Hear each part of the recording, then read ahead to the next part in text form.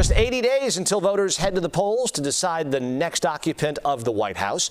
As CBS News correspondent Natalie Brand reports, both candidates focusing on the battleground state of Pennsylvania. Former President Donald Trump rallied supporters Saturday in the key battleground of Pennsylvania, his second rally in the state since last month's assassination attempt. 80 days from now, we are going to defeat a communist known as Kamala Harris. The Republican presidential candidate aimed his latest attacks at Vice President Kamala Harris's economic policy agenda. She says she's going to lower the cost of food and housing starting on day one.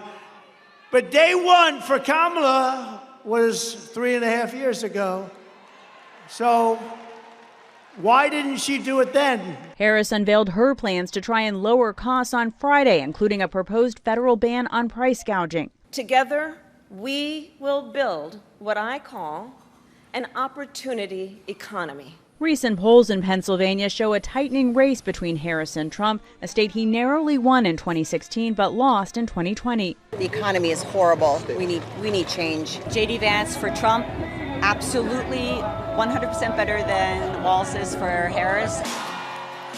Minnesota Governor Tim Walz campaigned in Nebraska Saturday, the state where the Democratic vice presidential candidate was born and raised. We believe in the promise of America. We just have to fight. Governor Walz and Vice President Harris are kicking off a bus tour of western Pennsylvania on Sunday, a day before the start of the Democratic National Convention in Chicago. Natalie Brand, CBS News, Washington. Now, former President Trump is scheduled to give a speech on his economic plans in York, Pennsylvania on Monday, while his running mate, Senator J.D. Vance, travels to Philadelphia.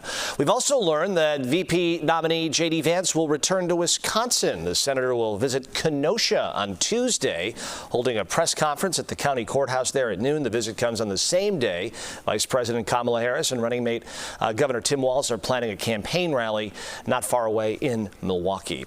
One knock against Vice President Harris is her perceived lack of foreign policy experience. Former Chicago mayor and current U.S. ambassador to Japan, Rahm Emanuel, says Harris has been a key player building relationships in Indo-Pacific. So she has put what I would call sweat equity into something right now that's standing the test of time. Just 2 weeks ago, Canada, the United States, Australia, the Philippines did a naval exercise in the islands. That is coalition building, China isolated, Philippines standing with allies, Canada, Australia, and the United States. And she was an early, literally shaper of that clay, shaper of the strategy, and came in and traveled here many times.